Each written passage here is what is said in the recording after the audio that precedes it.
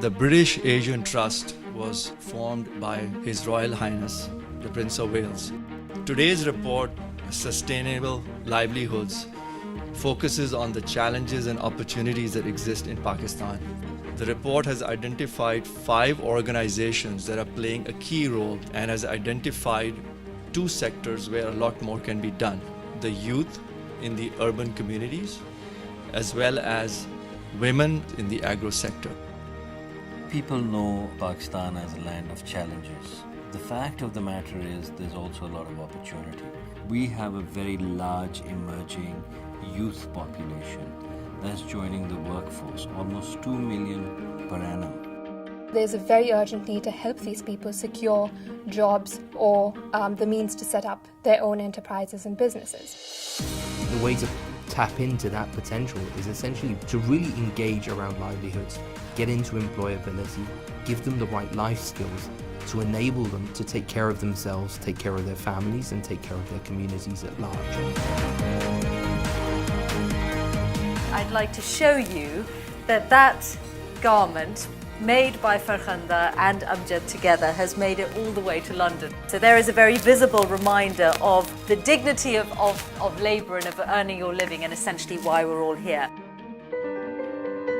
Citi Foundation works on economic progress for communities around the world. And what we're trying to do through the foundation is to help young people make the transition from education into employment or enterprise. The secondary school enrollment is so low, primarily because people drop out because they need to go and earn a livelihood. Over 90% of the people who are going to be entering the labour force will have no skills whatsoever to equip them to proactively and productively engage with that economy. More and more people are moving into cities, and cities are becoming a hodgepodge of both opportunity and desperateness, so to speak. If you talk to a young person in Pakistan, they're very likely to say that they don't see much hope for themselves of gaining employment, of having a secure future for themselves and their families. The critical role of not-for-profit organizations like the one showcased in the report is to provide these people with an opportunity to break that cycle of despair. What the report highlighted was that organizations within the country needed a lot of help and support to build the capacity of training organizations to serve communities, as well as having good governance structure.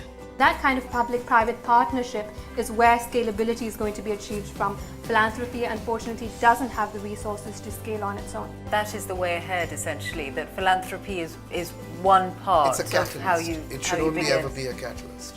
We're really engaging the NGO sector and also the donor community and the government at large to be part of the systematic change and policy agenda of the country. This is such a big issue that it's not going to be resolved by one party or one group of individuals. Everybody has to play their part. So if we can provide them the skill set and bring them into the informal and formal economy, we can spur growth. I mean, this is a huge dividend, right? What we are looking at is to provide that scalability, not of hundreds, not of thousands, but of hundreds of thousands. It can be done. Civil society can make an enormous difference. And I'm just overly delighted at the fact that Citi has sponsored this report and is working on building sustainable livelihoods in Pakistan.